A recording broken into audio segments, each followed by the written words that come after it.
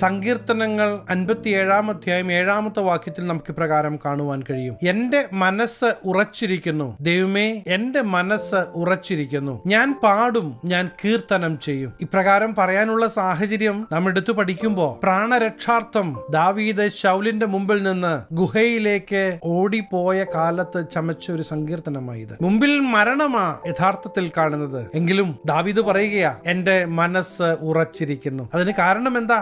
ദാവീദ് തന്നെ അഭിഷേകം ചെയ്ത ദൈവത്തിൽ വിശ്വസിക്കുന്നത് കൊണ്ടാ. ഇന്നെന്റെ ശബ്ദം കേൾക്കുന്ന പ്രിയ ദൈവവേദിയിലെ സാഹചര്യങ്ങൾ എന്തുമാകട്ടെ, നിങ്ങളെ വിളിച്ച ദൈവത്തിൽ നിങ്ങൾ വിശ്വസിക്കാൻ തയ്യാറാണോ? നിങ്ങളെ അഭിഷേകം ചെയ്ത ദൈവത്തിൽ നിങ്ങൾ വിശ്വസിക്കാൻ തയ്യാറാണോ? അങ്ങനെയെങ്കിൽ മുമ്പിലുള്ള സാഹചര്യത്തിന്റെ വലിപ്പമല്ല പറയേണ്ടത്, മറിച്ച് അഭിഷേകം ചെയ്ത ദൈവത്തിന്റെ മുഖത്തേക്ക് നോക്കി പറയണം, ഞാൻ വിശ്വസിക്കുന്നു, എന്റെ ജീവിതത്തിൽ ഞാൻ ദൈവിക പ്രവൃത്തി കാണുമെന്ന് പറയുവാൻ തുടങ്ങണം.